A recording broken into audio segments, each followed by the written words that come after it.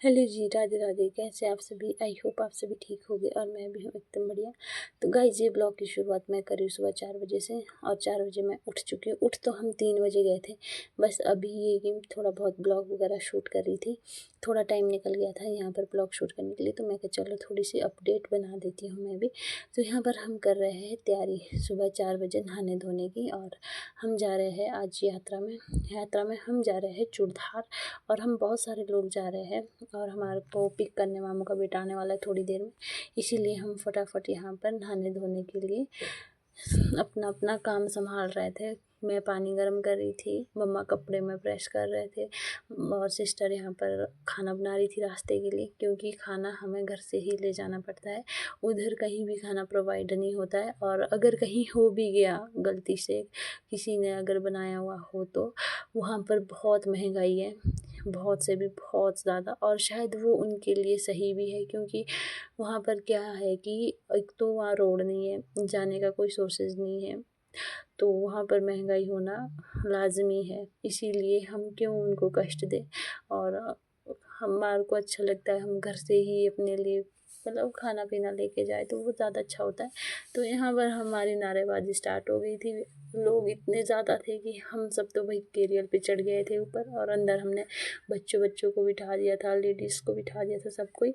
और हम आ गए थे यहाँ पर जय जयकार बोलो श्री गुरु महाराज की जय, बोलो श्री गुरु महाराज की जय। तो प्रॉपर यात्रा तो हमारी यहाँ से स्टार्ट होती है, यहाँ से हमारी जर्नी शुरू हो रही है, और हमने अपने जूते वगैरह उतार के रख दिए थे गाड़ी में। अब हमने यहाँ से करनी थी नंगे पैर यात्रा, और ये है यहाँ पर जो फर्स्ट में ये मार्ग मिलता है आपको चूड़धार के लिए, वहाँ पर घंटी लगी हुई, तो इसको जाती बार भी मतलब बजाते हैं और आती बार भी। तो यहाँ से हमने भी कर दी थी अपनी यात्रा की शुरुआत भोलेनाथ का नाम लेके। तो चल पड़े थे हम भी इन खूबसूरत सी वादियों में। और अभी तो मेरी बहन ऐसी झूल रही है ना, आहा ऐसे स्टंट मार रही थी जैसे पता नहीं मॉल रोड पे चल रही हो। और आगे आगे जाके आपको हम सब की हालत का पता लग जाएगा, ख़ास तौर पे आपको मेरी ही हालत का पता लग जाएगा। सबसे पहले तो मैं भी बड़ा हीरोइन बनी हुई थी उस टाइम पे, नंगे पैर यात्रा करूँगी। शायद मैंने ये नंगे पैर यात्रा खुशी से तो की, बट मेरा एक बहुत बड़ा ड्रीम था जो मतलब मेरे लिए ऐसा था कि मैं उस ड्रीम को पूरा होते हुए शायद ही देख पाऊँ कभी। पर ये सब पॉसिबल हुआ मेरी कुलिष्ठ श्री गुरु महाराज की वजह से। तो नंगे पैर यात्रा एक बार तो क्या मैं 100 बार भी कर लूँ, अगर मेरे शरीर में जान बच जाए तो। यहाँ पर हम पहुँच गए थे काला बाग। मौसम भी ख़राब हो रहा था थोड़ा बहुत, ऊपर को तो काफ़ी ख़राब हो रहा था पर नीचे को धूप थी लगी हुई। ऊपर वाली साइड बादल आ गए थे काफ़ी ज़्यादा।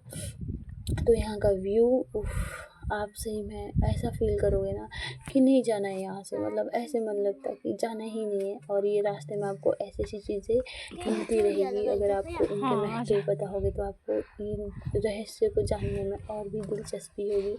यहाँ पर कहा जाता है कि जो मैंने आपको दिखाया था वहाँ पर गेहूँ मक्की के दाने फेंके हुए थे, तो वहाँ पर गणेश भगवान जी विराज है, तो उनके लिए वो सब वहाँ पर रखा जाता है और उनको खाते हैं वहाँ पर चूहे, बहुत सारे चूहे।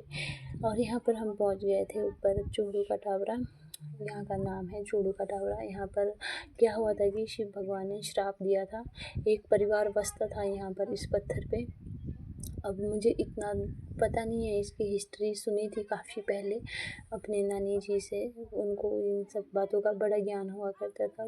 बूढ़े बुजुर्गों को अक्सर ऐसी ही बातों का ज्ञान हुआ करता था, क्योंकि उनके पास ना तब फ़ोन हुआ करता था, ना उनके पास तब कोई इतनी रिश्तेदार या दोस्त वगैरह हुआ करते थे, और ना कहीं आने जाने के साधन हुआ करते थे।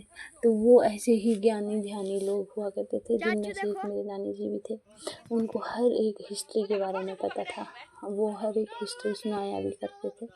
और यहाँ पर ये जो पत्थर है इसको बोलते हैं चूड़ू का टावरा। तो जब यहाँ पर जब युद्ध हुआ था, जब युद्ध लड़ा गया था, जब श्री गुरु महाराज यहाँ पर आए थे, तो यहाँ पर चूड़ू का टावरा था एक, तो उसको स्थापित कर दिया था शिव भगवान ने। और वहाँ पर ऊपर मैंने कैप्चर नहीं किया, वहाँ पर अभी भी मूर्तियाँ है, वहाँ पर अभी भी छोटी छोटी 4 से 5 मूर्तियाँ बनी हुई हैं, उसके भी बच्चे और वो खुद जो है वहाँ पर श्रापित है। तो यहाँ पर हम पहुँच गए थे फाइनली ऊपर शिरकुल महाराज के पास। मतलब ऐसा लग रहा था ना यहाँ पे, अगर सच में बोलूँ अपने दिल की वाइब से बताऊँ, मौत भी आ जाती ना दुख नहीं होता, क्योंकि ऐसे स्थान पर आकर अगर मृत्यु भी आए तो जन्नत ही जन्नत मिलेगी। मैं तो यही बोलूँगी कि ए मौत तू तब आना जब मैं चूड़धार में हूँ, ताकि तुझे आने में आनंद आए और मुझे जाने में आनंद आए। ऐसा मन था मेरा यहाँ पर। इतना शांत, इतना मतलब इतना स्वच्छ वातावरण, इतनी शुद्ध हवाएं, आपको हर एक हवा ना आपकी बॉडी को छू के कहाँ से आए हो सर आप? पर मेरे को मिले थे कुछ सर कितनी बार आ चुके आप यहाँ पे? मैं पहली बार आया। आप पहली बार आए? और मुझे लेकर आने वाला गौरव चांदना है। ओके। बचपन का मेरा दोस्त। हाँ जी। पहले मैं नारायणगढ़ रहता था, फिर कुरुक्षेत्र रहने लगा, लेकिन इसके एक बुलावा के बुलावा तो शिरकुल महाराज का देखो देवता का बुलावा था तो आपको आना ही था। और इससे पहले हम पश्चिमी जाके आए और वहाँ पर हमारा सौभाग्य था कि वहाँ पर हमें चलदा महाराज जी के दर्शन बहुत। और मेरी जो इस प्लेस से बहुत अटैचमेंट है, मतलब मैं बहुत मानता हूँ। मैं हरियाणा से। हाँ जी। और मेरा भी यूट्यूब पे चैनल है मिस्टर एंड मिसेस चांदना के नाम से है। Okay sir. हाँ जी, हाँ जी, बहुत अच्छा। और मेरा भी आरजे गौरव के नाम से सब्सक्राइब जरूर करना। जरूर। तो यहाँ पर आ गए थे हम। अच्छा, आपको नहीं वापस पहुँच गए थे और गंगा जल की बारी थी अब सर पर गिराने की। तो यहाँ पर जो ये सर पे पानी डालते हैं ना, मतलब आपकी बॉडी में एक बहुत ही अलग तरीके की वाइब्रेशन होती है। मतलब आप सब कुछ यहाँ पर भूल जाते हैं। अगर कोई मतलब ऐसी कोई नेगेटिविटी भी हो आपके अंदर ना, वो भी यहाँ पर ख़त्म हो जाएगी। या फिर कोई ऐसी आपके अंदर कुछ नेगेटिव ऊर्जा हो, वो भी यहाँ ख़त्म हो जाएगी। और यहाँ पर मैंने बाहर का ही सब कुछ कैप्चर किया है, क्योंकि अंदर फ़ोन ले जाना बिल्कुल भी अलाउड नहीं है। अंदर से हम कुछ भी कैप्चर नहीं कर सकते। तो यहाँ पर छोटी छोटी चीज़ें थी इतिहास की, जो अपने आप में ही कुछ ना कुछ कह रही थी। मैंने वो सारे यहाँ पर कैप्चर की। और ये हमारा वापस फाइनली हम पहुँच चुके हैं काला बाग। और सच बताओ, ऊपर जब जा रहे थे ना तब तो पैरों में दर्द थी, जितनी थी उतनी थी, शायद कहीं ना कहीं उतनी ज़्यादा फील भी नहीं हो रही थी। और अभी ना सिचुएशन ऐसी है ना, मतलब कि मतलब ब्लड आ रहा है पैरों से। ऐसा हो गया अभी, बिल्कुल ही इतना ज़्यादा डैमेज हो गए पैर। ये देखो, तो ऐसे लग रहा है ना खून टपक जाएगा भाई। क्या बताऊँ मैं आपको। मैं बस यही बोलूँगी, जो भी नंगे पैर जाना चाहता है कृपया वो पहले नंगे पैर चलने की प्रैक्टिस कर ले अच्छे से, वरना प्रॉब्लम हो सकती है, बहुत ज़्यादा हो सकती है। और नंगे पैर और कोई नहीं है, बस मैं हूँ, सिस्टर है और बड़ी सिस्टर है। हम किसी रीज़न की वजह से गए नंगे पैर, तो बाकी सबने जूते पहने, और जिन्होंने जूते पहने वो सारे ही आगे निकल चुके हैं। तो ये है कि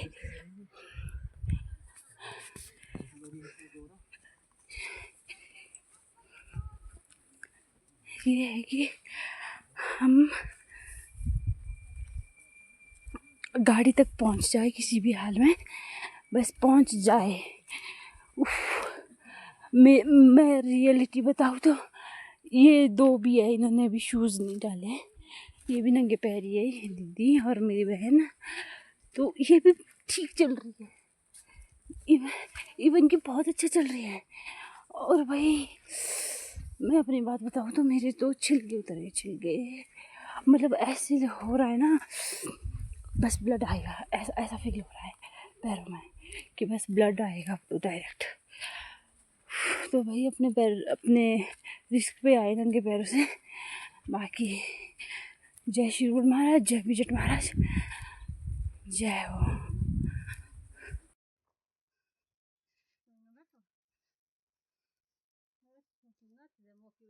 रिक्वेस्ट है आपसे, हम ये चीज़ें बर्दाश्त नहीं कर पा रहे थे। ऊपर मैं तो ये सोच रही थी शायद अगर मेरी सिचुएशन सही होती तो मैं कुछ यहाँ पर कर लेती, कोई साफ़ सफाई कुछ भी कर लेती, पर मेरी खुद की ये हालत थी, मुझे खुद पकड़ पकड़ के लाया जा रहा था यहाँ पे। और ऊपर प्लास्टिक पैकेट्स, बॉटल्स, मतलब इतना कुछ। यार क्यों, आप जब जा रहे हो, आप जब उसको तब उठा सकते हैं जब उसका भार भी है, तो आप खाली पैकेट क्यों नहीं उठा सकते यार वापस के लिए? उठा सकते हैं ना। तो ये यहाँ से हमने यात्रा शुरू की थी और यहाँ पे आके हमारी यात्रा ख़त्म हुई थी। और ये थे पैर मेरे जो काफ़ी ज़्यादा स्वेल हो गए थे। तो मैं यही बोल रही थी कि भाई मत किया करो ऐसे, गंदगी मत फैलाओ वहाँ पर। वो एक बहुत ही पवित्र और श्रद्धा का स्थान है, उसको प्लीज़ वैसे ही बने रहने दो। क्योंकि मैं 10th क्लास में गई थी और उस टाइम का अगर मैं बताऊँ, ऊपर एक भी पैकेट, एक टॉफ़ी का पैकेट नहीं मिलता था कहीं देखने के लिए। और जब मैंने अब देखा, सही बता रही हूँ, मेरा ना मन भर आया। हालांकि जगह जगह ऊपर डस्टबिन भी है, भाई डस्टबिन में डालो। जब आप अपना बैग तब उठा सकते जब उसमें भार है, तो आप उस टाइम क्यों नहीं उठा सकते?